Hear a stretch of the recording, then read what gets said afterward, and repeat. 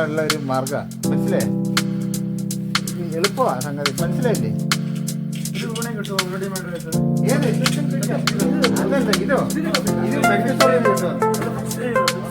അത് മിക്സ് ചെയ്യാൻ എന്താ പാടുണ്ടോ? അല്ല അവന്മാർ ഇതിനേക്കാളുണ്ടോ ചെയ്യണം, ചെയ്ത് പഠിക്കണം. എൻ്റെ ഓർഡർ വെക്കാൻ മനസ്സിലായി. ക്രിയേറ്റിവിറ്റി പാടുണ്ടോ? ഈ ആമസോണിലൊക്കെ മറ്റേ ആ ഫാനുണ്ടല്ലോ, ആ ഫാൻ പഴയ അത് ആട്ടക്കടയിൽ കൂട്ടിയിട്ടത് അതിനകത്ത് ഫാൻ.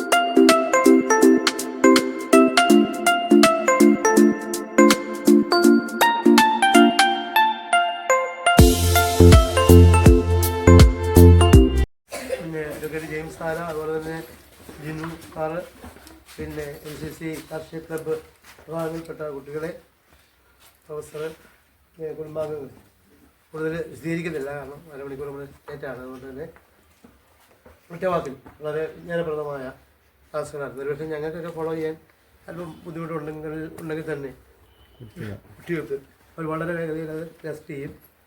പിന്നെ ഇത്രയും സമയം നമുക്ക് വേണ്ടി ഇത്തരം കാര്യങ്ങൾ പറഞ്ഞു തന്ന സാറിന് മെട്രോപൊളിറ്റൻ ഹയർ സെക്കൻഡറി കുടുംബത്തിൻ്റെ ആത്മാർത്ഥമായ നന്ദി. എല്ലാവർക്കും പ്രത്യേകിച്ച് ദൂരദർശൻ്റെ ടീമുണ്ട്. അതുപോലെ തന്നെ കൃഷി ഓഫീസറാണ് അദ്ദേഹം, അഭിലാഷ് സാറ്, സുനിൽ സാറ്. ആദ്യം പേര് ഞാൻ പറഞ്ഞായിരുന്നു. സുനിൽ സാർ ഒരു അധ്യാപകൻ കൂടിയാണ്. സുനിൽ സാറിൻ്റെ കാര്യവും പറഞ്ഞു. ഇതിലെല്ലാവരും പിന്നെ മറ്റേ ഞങ്ങളൊക്കെ എല്ലാം അതിഥേരാ. ഒരു സാറ് ഞങ്ങളുടെ പൂർവ്വ വിദ്യാർത്ഥിയും കൂടാ ഒക്കെ പറഞ്ഞെങ്കിലും പിന്നെ ഞങ്ങൾക്ക് വെള്ളവും നമുക്ക് എല്ലാവർക്കും വെള്ളവും റിഫ്രഷ്മെൻ്റ് എല്ലാം തന്നു. ഞങ്ങളുടെ ടീച്ചറിനോടും എല്ലാവരോടും ഒറ്റ വാക്ക് ഞാൻ രേഖപ്പെടുത്തിക്കൊണ്ടു. അപ്പോൾ ഇതുമായിട്ട് ബന്ധപ്പെട്ട നമുക്കിത് ആദ്യം കാണുമ്പോൾ ഭയങ്കര ബുദ്ധിമുട്ടാണെന്ന് തോന്നുന്നു. പക്ഷേ നമ്മൾ അതിലോട്ട് ഇറങ്ങി കഴിയുമ്പോൾ അത് 2 പ്രാവശ്യം അതിൻ്റെ കണക്ഷൻ ഒന്ന് പഠിച്ചാൽ മതി. വളരെ നിസ്സാരമായിട്ടുള്ള കാര്യം നിങ്ങൾ ചെയ്യണം. അതിലൊരു താല്പര്യം വേണം. പിന്നെ പുസ്തകപ്പുഴുക്കളായിട്ട് ജീവിക്കാതെ സമൂഹത്തിന് ഗുണകരമായിട്ടുള്ള രീതിയിൽ ജീവിക്കാൻ പഠിക്കണം കേട്ടോ. അതായിരുന്നു ഇവിടെ നിന്ന് നിങ്ങൾക്ക് ലഭിച്ച മെസ്സേജ്. ഇങ്ങനെയൊക്കെ ഉണ്ടെന്നൊന്നും മനസ്സിലായല്ലോ. ഇങ്ങനെയുണ്ട്, തേനീച്ച ഇങ്ങനെ വളർത്താം എന്നൊക്കെ ഒന്ന് മനസ്സിലായല്ലോ. ഏതായാലും മറക്കാത്തൊരു പാഠം കിട്ടിയില്ലേ ഇല്ലേ? വീട്ടിലെ ചെറുതായിട്ടാണെങ്കിലും കൃഷിയൊക്കെ ചെയ്യാം. നമ്മുടെ ചെറുപ്പകാലത്തൊക്കെ കോഴിയുണ്ടോ, കോഴി വിളിച്ചോണ്ട് വരുവാണ്. താറാവ് അതൊക്കെ നമ്മുടെ വീട്ടിൽ തന്നെ ഉണ്ടാ കാര്യം. അഭിലാഷ് സാർ ഇന്ന് നമ്മുടെ നാട്ടിൽ എല്ലാവർക്കും പരിചിതനാണ്. ചെറുനാട് കൃഷി ഓഫീസറായിരുന്നു. പ്രളയകാലത്ത് നമ്മളെ രക്ഷിച്ചത് അഭിലാഷ് സാറായിരുന്നു. ഞാനിപ്പം ചിലരുടെ ആറ്റിറ്റ്യൂഡ് കാണുന്ന സമയത്ത് ചിന്തിക്കാറുള്ളത്, എന്തിനാണ് ഈ പ്രളയകാലത്ത് നമ്മളെ രക്ഷിച്ചതെന്നാണ് ആലോചിക്കാറുള്ളത്. കാരണം എന്താണെന്ന് വെച്ചാൽ നമ്മൾ സ്വയം തീരാനായിട്ട് തീരുമാനിച്ചിരിക്കുകയാണ്. ചുറ്റും മലിനജലം, ചുറ്റും ക്യാൻസർ വർദ്ധിക്കുന്നു. എന്നിട്ടും ചില ആൾക്കാർ കാണിക്കുന്ന കൊള്ളരുതായ്മ എന്നുള്ള വാക്ക് മാത്രമേ പറയാൻ പറ്റത്തുള്ളൂ. അത് കാണുമ്പോൾ ദുഃഖമുണ്ട്. ഇവിടെ നിന്ന് മനുഷ്യന് മരവും ഇലയും എല്ലാം അലർജിയാണ്. എല്ലായിടത്തും വ്യാപകമായിട്ട് കളനാശിനി അടിക്കുന്ന കാഴ്ചകളാണ് കാണുന്നത്. ഉന്നത ഉദ്യോഗസ്ഥർ, ഉന്നതമായിട്ടുള്ള എഡ്യൂക്കേഷനുള്ള ആൾക്കാരും കളനാശിനി അടിക്കുന്ന കാര്യമാണ് പറയുന്നത്. ഇപ്പോൾ ദൂരദർശൻ്റെ ഷൂട്ടിംഗ് ഇപ്പോൾ ഇവിടെ നടന്നുകൊണ്ടിരുന്ന സമയത്ത് പ്രകൃതിയിൽ തേനീച്ച സംബന്ധമായിട്ടുള്ള ഇമ്പോർട്ടൻസ് സാർ പറയുന്നത് കേട്ടു. സാറേ, വളരെ അത്യാവശ്യമാണ്. നമ്മുടെ ആൾക്കാർക്കൊക്കെ അസുഖമാണ്. എന്ന് വെച്ച് കഴിഞ്ഞാൽ ഒരു പുല്ല് പോലും ഇറങ്ങിയിരുന്ന് പറിക്കാനായിട്ട് പറ്റത്തില്ല. ഒരു അഭിഭാഷകൻ്റെ വീടിന് മുന്നേ തന്നെ ഞാൻ ഈ സമയത്ത് കണ്ടതാണ്. കുര്യൻ സാറിനും അഭിഭാഷകനെ അറിയാവുന്നതാണ്. ഞാൻ കണ്ടെന്ന് വെച്ചാൽ 5 മിനിറ്റ് അവിടെ നിന്ന് പറിച്ചു കഴിഞ്ഞാൽ പുല്ല് പോകും. പുള്ളിക്കാരൻ അവിടെ കളനാശിനി അടിച്ചു. കാരണം വിദ്യാഭ്യാസം ഉണ്ടെന്ന് പറഞ്ഞിട്ട് യാതൊരു കാര്യമില്ലാത്തൊരു സമൂഹമായിട്ട് മാറിയിരിക്കുക. സാറ് ആ തേനീച്ചയുടെ പ്രാധാന്യം ജനങ്ങളോടൊന്ന് പറഞ്ഞു കൊടുത്തേരാം. ഇപ്പം വലിയ സോഷ്യൽ മീഡിയയിൽ ഭയങ്കരമായ ഒരു പരസ്യം വന്നുകൊണ്ടിരിക്കുകയാണ്. കളയെ ഒരു പൊടി ഉപയോഗിച്ച് നശിപ്പിക്കുക, വലിയ മരത്തെ വരെ നശിപ്പിക്കുന്ന കളനാശിനിയുടെ വലിയൊരു പ്രചരണം നടന്നുകൊണ്ടിരിക്കുക. വാസ്തവത്തിൽ നമ്മൾ കീടനാശിനിയുടെ ദുരുപയോഗം പോലെ തന്നെ വളരെ പ്രാധാന്യം അറിയിക്കുന്ന നമ്മുടെ മനുഷ്യരാശിക്ക് മുഴുവൻ വിപത്തുണ്ടാക്കുന്ന ഒരു കാര്യമാണ് ഈ കളനാശിനിയുടെ ഉപയോഗം. കളനാശിനി ഏത് രൂപത്തിൽ ഉപയോഗിച്ചു, പൊടി രൂപത്തിലായാലും ദ്രാവക രൂപത്തിലായാലും മറ്റേത് രൂപത്തിൽ ഉപയോഗിക്കുന്നത് സത്യത്തിൽ നമ്മുടെ നമ്മുടെ പരിസ്ഥിതിയെയും ഭൂമിയെ തന്നെ നശിപ്പിക്കുന്ന ഒരു ഇടപാടാണ്. തീർച്ചയായിട്ടും നിയമപരമായിട്ട് തന്നെ നടപടികൾ എടുക്കേണ്ട ഒരു സംഗതിയാണ്. കാരണം സോഷ്യൽ മീഡിയയിലൂടെ ഇത് മനസ്സിലാകാത്ത, തീരെ ഇതിനെക്കുറിച്ച് ബോധ്യമില്ലാത്ത ആൾക്കാർ അപ്പം വീട്ടിലെ മുമ്പിലുള്ള പുല്ല് പോവും അല്ലെങ്കിൽ കള പോവും എന്നൊക്കെ വിചാരിച്ച് നിരുപദ്രവമെന്ന് വിചാരിച്ചുകൊണ്ടാണ് ആൾക്കാർ, വിദ്യാഭ്യാസമുള്ളവർ പോലും വളരെ നിരുപദ്രവമായിട്ടുള്ള ഒരു സാധനമാണെന്നും പറഞ്ഞിട്ടാണ് ഇത് ഉപയോഗിക്കുന്നത്. പക്ഷേ ഇത് ദൂരവ്യാപകമായ പ്രത്യാഘാതമാണ് നമ്മുടെ മനുഷ്യരാശിക്ക് ഉണ്ടാകാൻ പോകുന്ന, ഭൂമിക്ക് ഉണ്ടാകാൻ പോകുന്നത്. ഒന്നാമത്തെ കാര്യം എന്ന് പറഞ്ഞു കഴിഞ്ഞാൽ ഇത് മഴ പെയ്യുമ്പോൾ ഒലിച്ച് നമ്മുടെ കിണറ്റിലേക്ക് ഇറങ്ങിയാൽ ഈ കിണർ വെള്ളം കുടിക്കുന്നതോടുകൂടി നമുക്ക് ക്യാൻസർ ഉണ്ടാകും. പിന്നൊന്നെന്ന് പറഞ്ഞു കഴിഞ്ഞാൽ നമ്മുടെ ഈ പരിസ്ഥിതിയെ സംരക്ഷിച്ചുകൊണ്ടിരിക്കുന്ന തേനീച്ചകളും പൂമ്പാറ്റകളുമാണ്. ഈ കളകളുടെ പൂക്കളിൽ നിന്ന് ശേഖരിക്കുന്ന തേനാണ് നമുക്ക് കിട്ടിക്കൊണ്ടിരിക്കുന്നത്. കളകൾ എന്ന് പറഞ്ഞാൽ നമുക്ക് ഉപയോഗമില്ലാത്ത സാധനമൊന്നുമല്ല, നമുക്ക് ഉപയോഗമുള്ള സാധനമാണ്. ഈ കളകളെ നശിക്കുന്നതോടുകൂടി തേനീച്ചകൾ ഇല്ലാതെയാവും, പൂമ്പാറ്റകൾ ഇല്ലാതെയാവും. തേനീച്ചകൾ ഈ ഭൂമിയിൽ ഇല്ലാതെയായാൽ സംഭവിക്കുന്ന പറഞ്ഞാൽ നമ്മൾ മനുഷ്യരാശി ഇല്ലാതെയാവുന്നു എന്നുള്ളതാണ്. കാരണം ഈ പരാഗണത്തെ നിയന്ത്രിക്കുന്ന ഒരു ജീവിയാണ് ഈ കുഞ്ഞു ജീവി. ഇല്ലായിരുന്നെങ്കിൽ നമുക്കൊരു തേങ്ങ ഉണ്ടാക്കാൻ പറ്റില്ല, ഒരു വെണ്ടയ്ക്ക ഉണ്ടാക്കാൻ പറ്റില്ല, ഒരു വഴുതന ഉണ്ടാക്കാൻ പറ്റില്ല. ഇതിൻ്റെ എല്ലാം പരാഗണം നടത്തേണ്ടത് ഈ കുഞ്ഞു ജീവികളാണ്. ഈ കുഞ്ഞു ജീവികളുടെ കുലം തന്നെ ഇല്ലാതെയാവുന്ന ഒരു പ്രവൃത്തിയാണ് കളനാശിനിയുടെ അമിതമായ പ്രയോഗം. തീർച്ചയായിട്ടും ഇത് നിയമപരമായിട്ടുള്ള നടപടിയെടുക്കേണ്ട കാലം അതിക്രമിച്ചിരിക്കുന്നു. അത് വളരെ അത്യാവശ്യമായ കാര്യമാണ്. ഇപ്പം എന്തിനും ഏതിനും ഈ കളനാശിനി ഉപയോഗിക്കുന്ന ഒരു പ്രവണത വലിയ തോതിൽ നമ്മുടെ ചുറ്റുപാടും നടന്നുകൊണ്ടിരിക്കുകയാണ്. തീർച്ചയായിട്ടും ഇത് ഉണർന്ന് ചിന്തിക്കണം. ഇതിനെതിരെ നമ്മളൊരു ക്യാമ്പയിൻ തന്നെ സംഘടിപ്പിച്ചാലും തിരക്കിടില്ല എന്നുള്ള അഭിപ്രായക്കാരനാണ് ഞാൻ. സാറേ, സത്യത്തിൽ ഞാൻ ആലോചിക്കുന്നതെന്ന് വെച്ചാൽ ഈ മനുഷ്യൻ എന്ന് പറഞ്ഞ സാധനം ഇല്ലായിരുന്നെങ്കിൽ ഈ ഭൂമി എന്ത് സുന്ദരമായിരുന്നേ.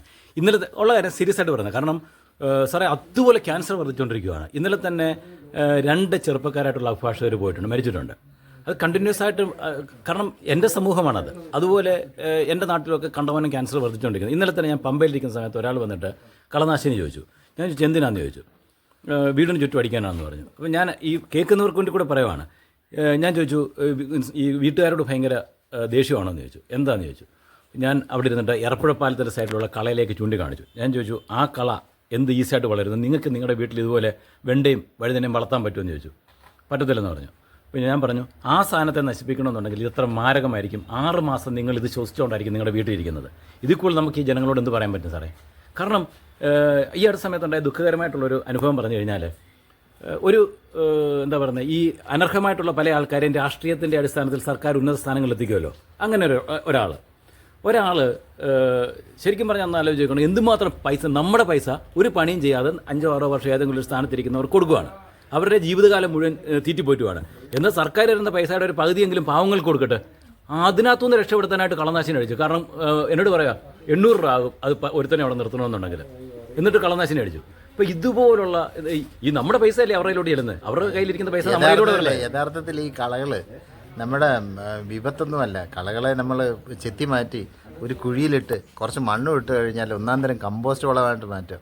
ഈ കമ്പോസ്റ്റ് വളം എടുത്തിട്ട് നമുക്ക് ഗ്രോ ബാഗിലെ പച്ചക്കറി കൃഷിക്കൊക്കെ വളമായിട്ട് ഉപയോഗിക്കാവുന്ന ഒന്നാന്തരം സാധനമാണ്. ഇതിനെയാണ് നമ്മൾ നിഷ്ഠൂരമായിട്ട് കൊല്ലുന്നത്. നിഷ്ഠൂരമായിട്ടെന്ന് പറഞ്ഞാൽ ഏതൊക്കെയോ വലിയ കെമിക്കലാണ്, എന്തൊക്കെയോ കെമിക്കലാണ്, നിരോധിച്ച കെമിക്കലുകൾ വരെ ഇതിനകത്ത് ഉപയോഗിക്കുന്നുണ്ടെന്നാണ് പറയുന്നത്. കാരണം ഇതെല്ലാം കടകളിൽ നിന്നല്ല വിൽക്കുന്നത്, സോഷ്യൽ മീഡിയ വഴിയാണ്. ആ പാക്കറ്റിലൊരു പേര് പോലും ഇല്ല, വെറുതെ ഒരു പ്ലാസ്റ്റിക് കവറിനകത്തിൽ പേര് പോലും ഇല്ലാതെയാണ് ഈ പൊടി കിട്ടിക്കൊണ്ടിരിക്കുന്നത്. ഇത് വ്യാപകമായിട്ട് ആമസോണും ഫ്ലിപ്കാർട്ടിലും ഒക്കെയാണ് അതുവഴിയാണ് വിതരണം, കടകളിൽ നിന്നുള്ള അല്ല. കാരണം നമുക്കൊരു കേസ് എടുത്താൽ പോലും ഇത് എവിടെ നിന്ന് വരുന്നു എന്ന് പോലും അറിയാൻ പാടില്ല.